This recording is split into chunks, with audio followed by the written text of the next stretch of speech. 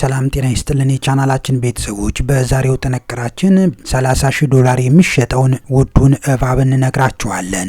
በሌላ በኩል ደግሞ ይህ እባብ የሚኖርበትን አስፈሪውን ደሴትም እንተርክላችኋለን። አብራችሁን ቆዩ። ለቻናላችን አዲስ ከሆኑ ሰብስክራይብ በማድረግ ቤተሰብ ይሁኑ። በአትላንቲክ ውቅያኖስ መሃል የምትገኝ አንዲት አረንጓዴና ውብ ደሴት አለች። ነጭ አሸዋ፣ ጥርት ያለ ሰማያዊ ባህርና ለምለም ዛፎች። ነገር ግን አንድም ሰው እዚያ የለም። ለምን ይመስላችኋል?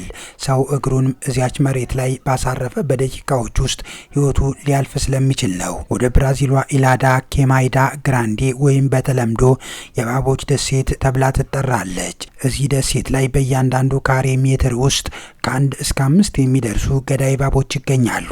በዛሬው ጥንቅራችንም ይህን ጉዳይ እናነሳዋለን። በዚች ደሴት ውስጥ የሚኖሩ ገዳይ እባቦች በዓለማችን ለምን ውድ ሆኑ? በደሴቷ ውስጥ ያሉት ሚስጥራትን እነግራችኋለን። ለቻናላችን አዲስ ከሆኑ ሰብስክራይብ በማድረግ ቤተሰብ ይሁኑ።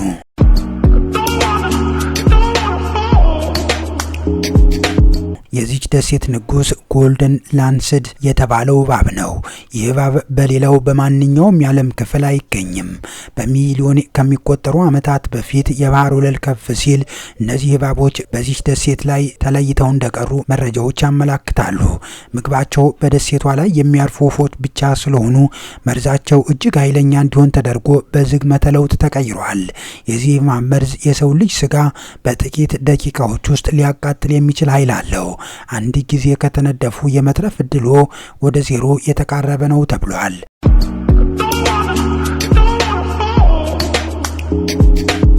በደሴቷ ላይ አንድ የቆየ ቤት አለ። ይህ ቤት ድሮ ሰዎች ይጠብቁት እንደነበር መረጃዎች ያመላክታሉ።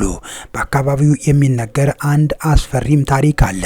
በ1900 መጀመሪያዎቹ ላይ የመጨረሻው በዚህ ደሴት የሚኖረው ግለሰብ ከባለቤቱና ከ3 ልጆቹ ጋር እዛ ቤት ይኖር ነበር። አንድ ሌሊት እባቦች በመስኮት በኩል ወደ ቤቱ ሰርገው ገቡ። ቤተሰቡ ሸሽቶ ወደ ጫካ ገባ። በዛፎቹ ላይ ተንጠልጥለው በነበሩ በሺዎች የሚቆጠሩ እባቦች ፏቸው ህይወታቸውን ሊያጡ እንደቻሉ መረጃዎች አመላክተዋል። ከዚያ በኋላ የብራዚል መንግስት ማንኛውም ሰው ወደዛች ደሴት ድርሽ እንዳይል በጥብቅ ክልከላ ጥሏል።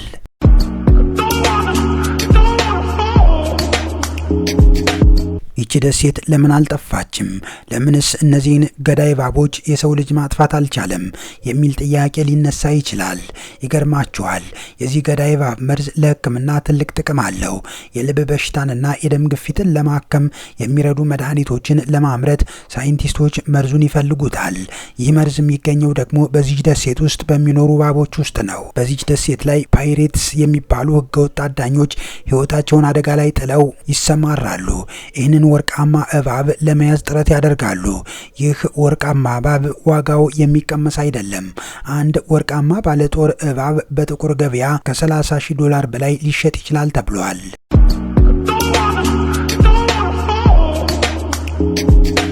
የእባቦች ደሴት ተፈጥሮ ራሷን የምትጠብቅበት እንግዳ መንገድ ማሳያ ናት።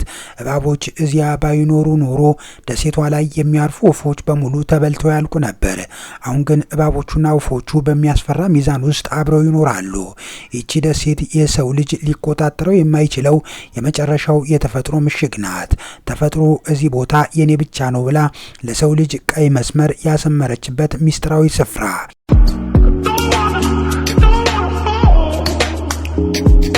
የእባቦች ደሴት ታሪክ ብዙዎችን የሚያስፈራ ታሪክ ነው። ዓለማችን እንዲህ ያሉ የሰው ልጅ እግር ያረገጠባቸው ሚስጥራትን ሞልታ ይዛለች። ምናልባት እነዚህ ቦታዎች ሳይነኩ መቆየታቸው ለምድራችን ደህንነት አስፈላጊ ሊሆን ይችላል።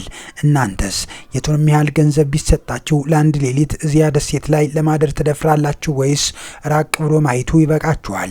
ሀሳባችሁን ኮሜንት ላይ አስፍሩ። ቪዲዮውን ከወደዳችሁት ላይክ ማድረጋችሁን አትርሱ። በሚቀጥለው ቪዲዮ በሌላ አስገራሚ የዓለም ሚስጥር እስክንገናኝ ሰላም።